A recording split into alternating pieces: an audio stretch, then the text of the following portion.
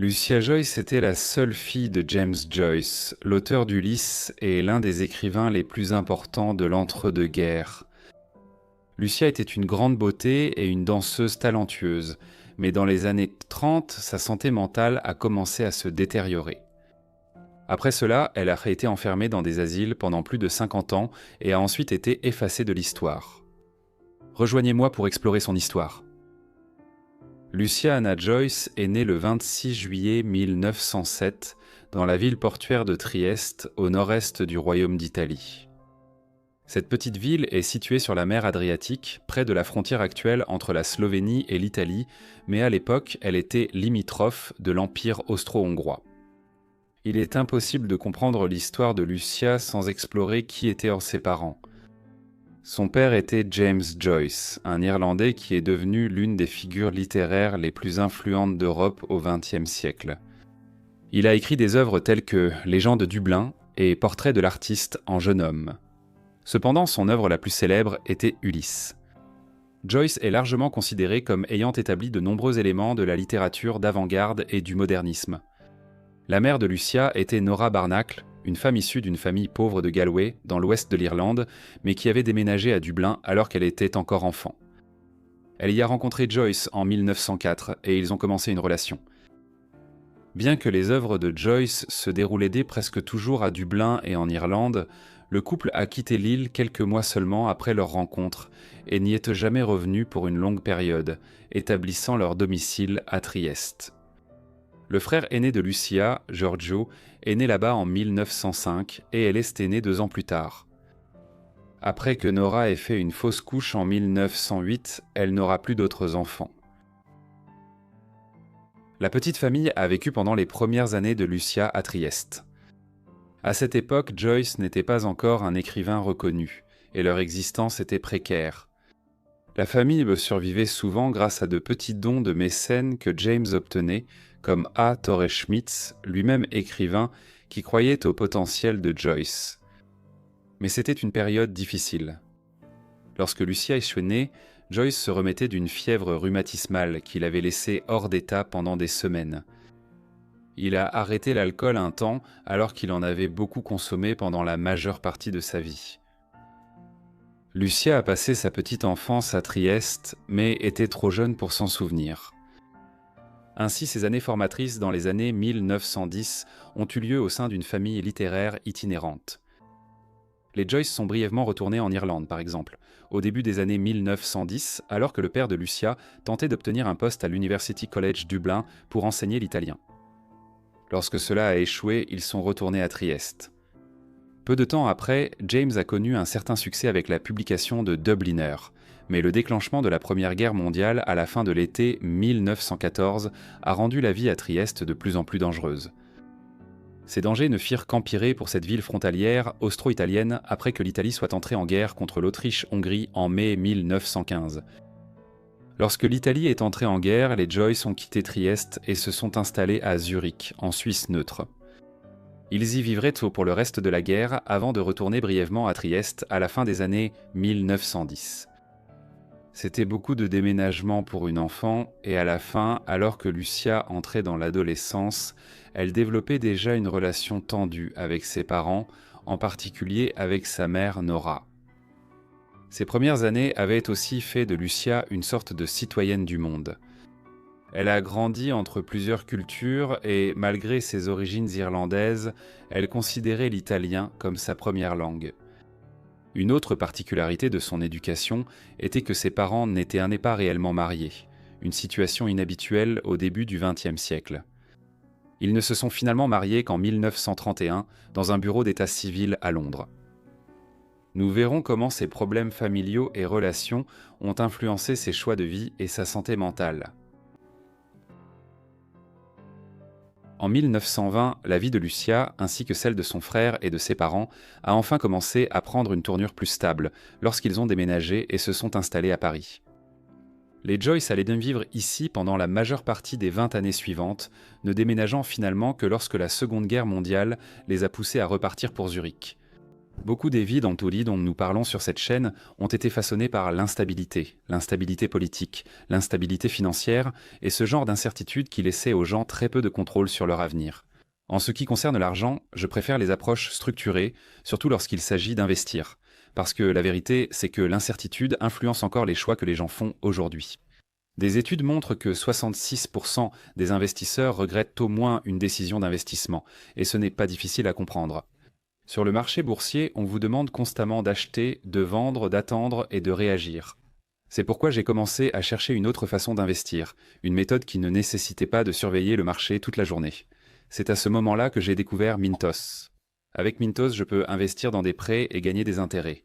Au lieu d'essayer de prédire ce qu'une action pourrait faire, le rendement attendu pour chaque prêt est fixé à l'avance.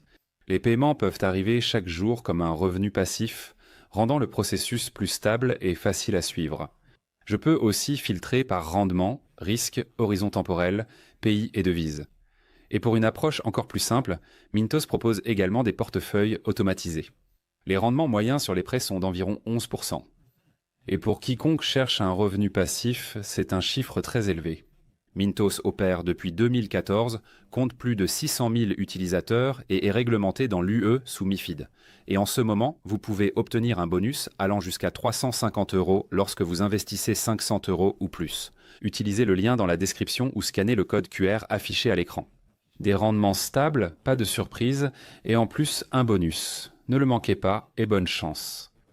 Cependant, si Paris a apporté une stabilité initiale, c'est aussi ici que Lucia allait connaître les premières manifestations de ses problèmes de santé mentale. Ce furent des années passionnantes à Paris. Après le traumatisme de la Première Guerre mondiale et l'épidémie de grippe espagnole qui l'a suivie, les années 20 furent une période de grande croissance économique et de renouveau culturel en Europe et dans les Amériques, et la capitale française en était l'épicentre.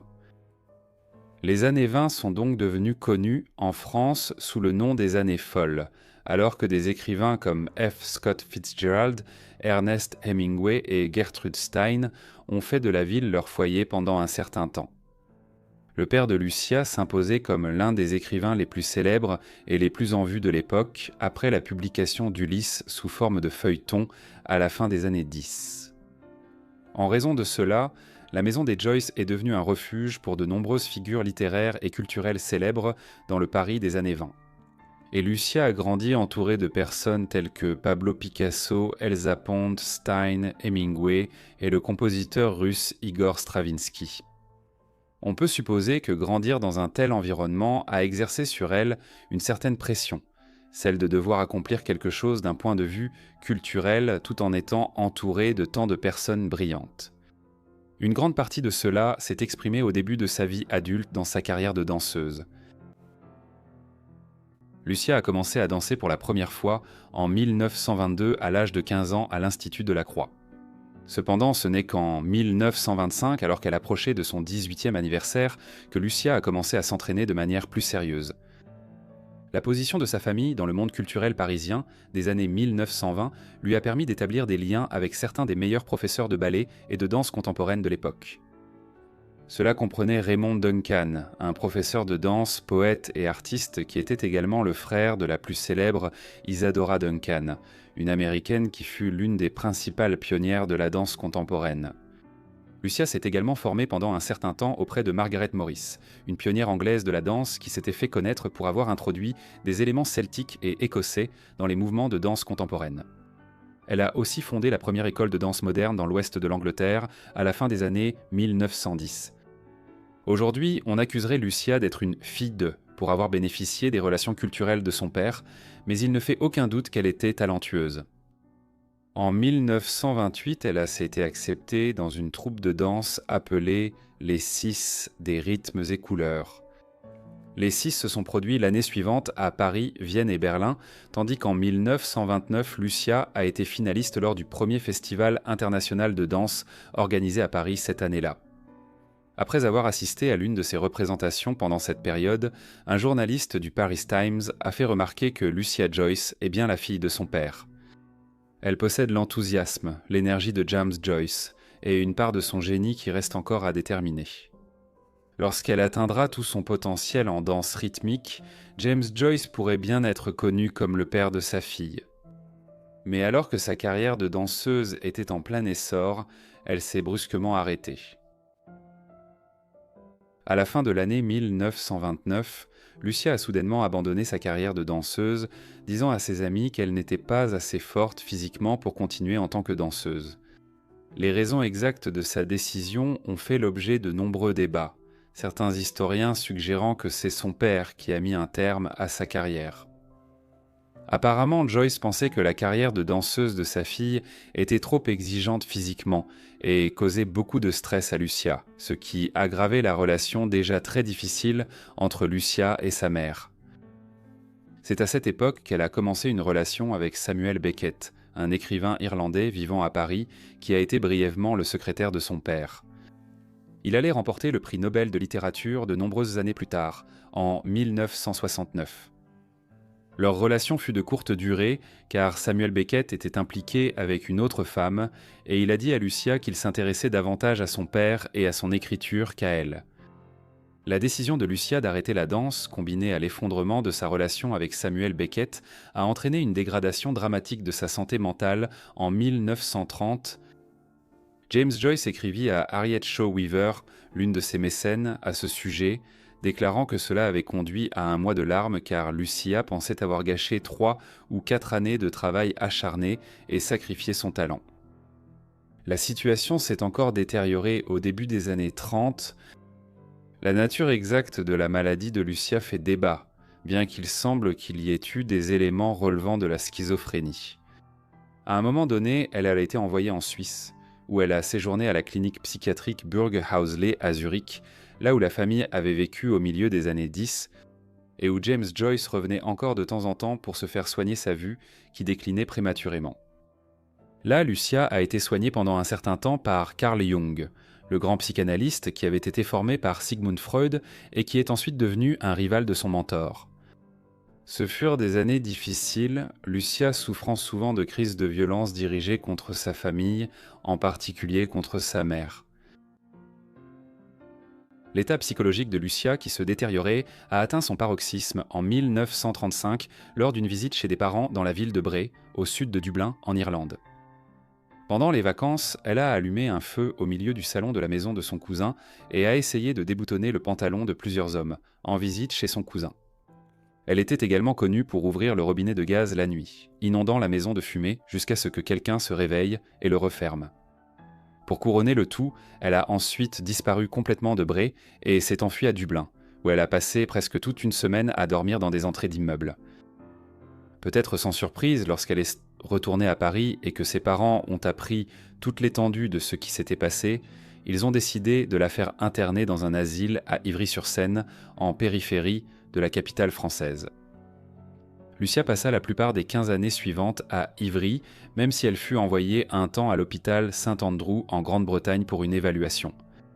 Son père et son frère Giorgio lui rendaient en visite à Ivry les dimanches au cours des années suivantes, mais il n'existe aucune trace que sa mère l'ait jamais revue après son internement.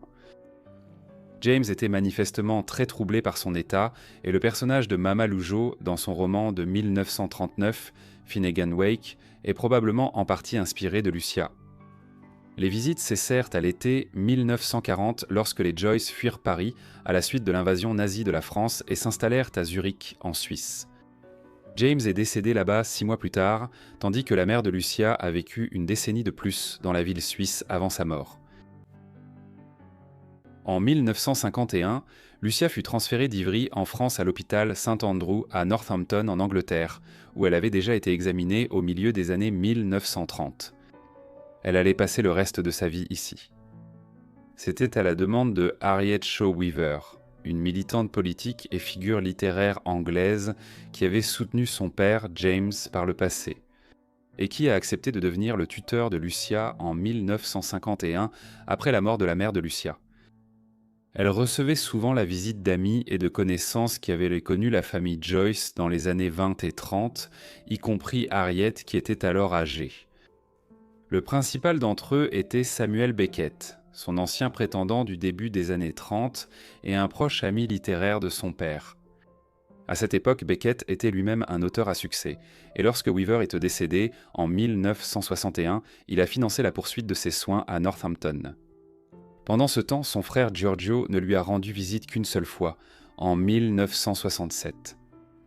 Lucia est décédée des suites de complications causées par un accident vasculaire cérébral le 12 décembre 1982 à l'âge de 75 ans. Elle était la dernière survivante de sa famille, Giorgio étant décédé 6 ans plus tôt. Après la mort de Lucia, son neveu Steven a pris la plupart de ses écrits et les a détruits. Cela comprenait sa correspondance avec son père et apparemment de la poésie dans un roman qu'elle avait écrit. Il semble que sa famille ait essayé de détruire toute trace de Lucia. Ses dossiers médicaux ont été brûlés et Carl Jung avait également détruit toutes ses notes concernant son temps passé avec Lucia. Les amis et connaissances potins de la famille Joyce ont également été encouragés à détruire toute correspondance concernant Lucia, agissant comme si elle n'avait jamais existé et l'effaçant de l'histoire. Elle a été enterrée au cimetière de Kinsthorpe près de St Andrews, où une cérémonie a lieu chaque année près de sa tombe lors du Bloomsday, un festival célébrant la plus grande œuvre de son père, Ulysse. Des projets ont été évoqués ces dernières années pour rapatrier les restes des Joyce en Irlande, tandis que plusieurs livres sont parus au début du XXIe siècle, redonnant à Lucia sa place dans l'histoire.